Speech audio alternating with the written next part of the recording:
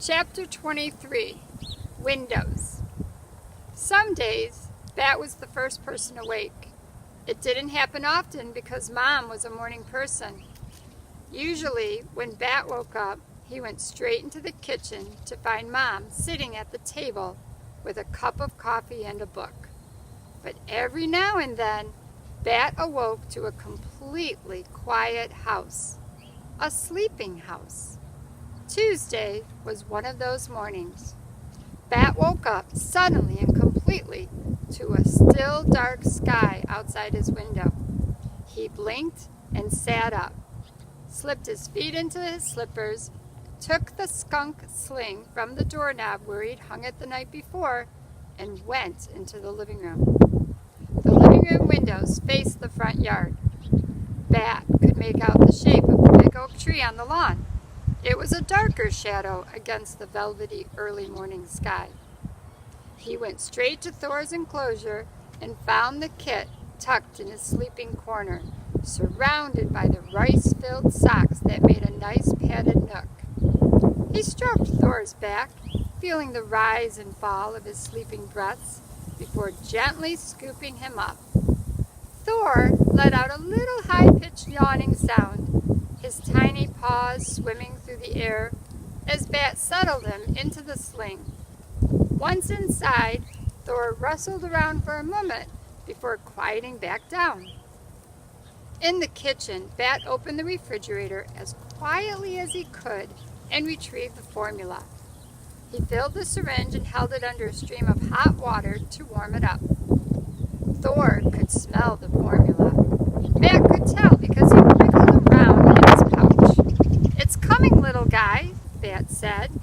When the formula was warm, he went back into the living room and curled up on the window bench. Already the sky was changing. It was still dark, but now Bat could make out the branches of the tree. He heard the very earliest morning birds, the ones that sang each day as the sky began to lighten. Gently, Bat reached into the pouch and pulled out the skunk kit. It was too dark to see clearly, but Bat didn't want to startle him by turning on a lamp, so he brought the syringe down to Thor's face and let the skunk find the tip by smell.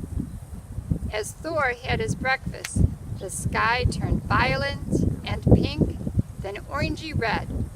The tree's trunk lightened from black to brown, and its leaves transformed to green. The first birds called louder, waking up their friends, and they became a chorus of song.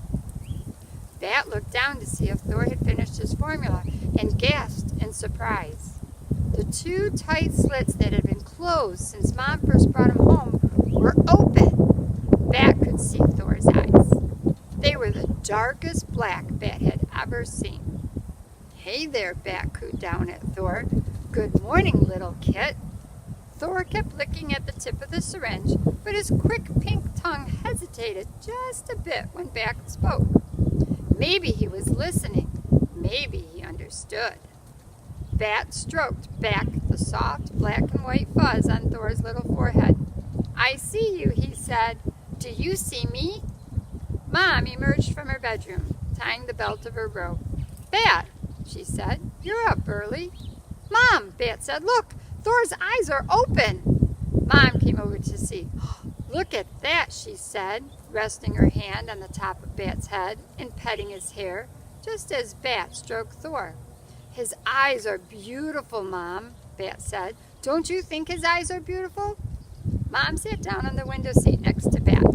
"I think that's the first time I've ever heard you mention someone's eyes," she said. "Most eyes are boring," Bat said, "but Thor's eyes are amazing. Look, they are the color of outer space. They're open." "Bat," Mom said, "what color are my eyes?" "Brown," Bat answered, still staring at the skunk kit. Droplets of formula hung from little black and white hairs all around his mouth. "Nope," said Mom, "they're hazel." This got Bat's attention. "Really?" He looked up and he stared at Mom's face. Her eyes were golden brown with little flecks of green and yellow in them. "They look like marbles," Bat said. "I never noticed." "Well, you never have been all that interested in people's eyes." Bat shrugged. Never thought about it, he said. Some people say you can tell a lot about a person by looking into their eyes, Mom said. What do you think about that? Bat thought about it. I don't get it, he said. If I want to know something about a person, I ask. I think you can tell more about people from what they say than from their eyes. Said Mom. You have an interesting way of seeing the world, Bat. Bat stared deep into Thor's space-black eyes. He tried to see what he could learn from them. He looked first into the left eye, and then into the right, and then into the left again. It's hard to look into two eyes at the same time, he said. Which one am I supposed to look in? I don't think it matters. Try looking into my eyes, Mom said, and see what you can learn about me. Bat tucked Thor back into the pouch. Mom took the syringe and set it down. She took Bat's hands into hers and smiled at him. Bat smiled back, and then he tried to see what Mom's eyes could tell him. The left eye had 3 more flecks of green than the right eye. The right eye had 1 more fleck of yellow. The black points in the middle were exactly the same size. Her eyes were shiny. Hazel is cool, Bat said. It's like a rainbow of all the boring colors. Funny, Bat, Mom said. Do you know what I see when I look into your eyes? Brown and black, Bat said, with white all around. Yes, said Mom, I do see that. But I also see your sweetness and your thoughtful nature and your busy, busy mind. Bat looked away. It was uncomfortable to let anyone look into his eyes for too long. It made him feel kind of itchy and shy. You can tell all that by looking in my eyes? Yes, she said. She leaned forward and kissed Bat's forehead. I see all of that and more. Thank you for listening. I hope you enjoyed A Boy Called Bat.